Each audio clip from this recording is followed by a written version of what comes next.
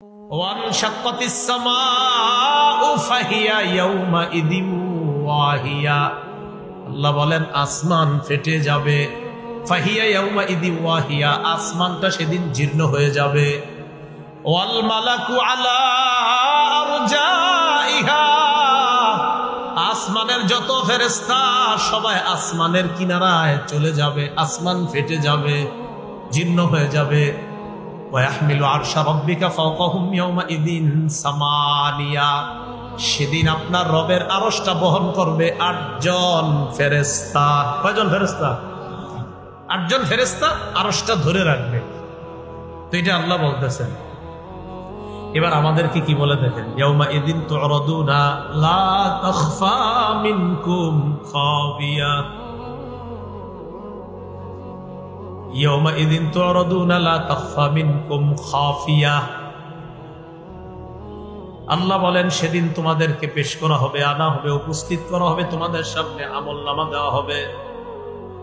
সেদিন কোনো গোপন জিনিস গোপন থাকবে না। সেদিন কোনো গোপন জিনিস গোপন থাকবে না।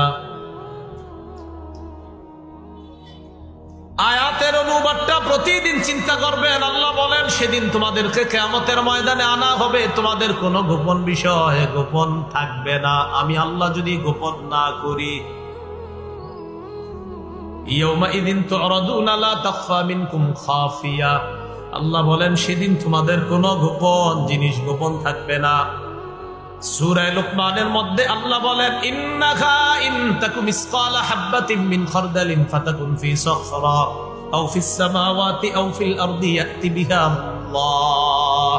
লোকমান হাকিম তার সন্তানকে বলে, সন্তান, সামান্য কোনো বস্তু যদি পাথরের মধ্যে থাকে, আসমানের মধ্যে থাকে, জমিনের মধ্যে থাকে, ইয়াতি বিহা আল্লাহ, ওই সরিষা পরিমাণ বস্তুটা কিয়ামতের ময়দানে আল্লাহ উপস্থিত করবে।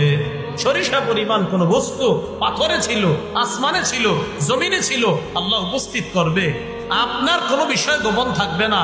হ্যাঁ, আল্লাহ অনেক গোপন বিষয় কারো সামনে প্রকাশ করবে না, তবে পর্দার আড়ালে হলেও আপনারে বলবে, বান্দা করছো এগুলা করছো, 3 বার স্বীকৃতি নিবে। করছিলা?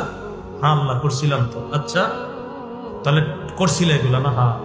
ও ঠিক আছে, তো তোমার যে হালাত কি অবস্থা হতে পারে, পর্দার আড়ালে নিয়ে আল্লাহ তাকে মাফ করে দিবেন। মাফ করার পর তাকে বলবে, থাক, তুমি কাউকে বলা দরকার নাই, যাও যাও, আমি তোমারে মাফ করে দিচ্ছি।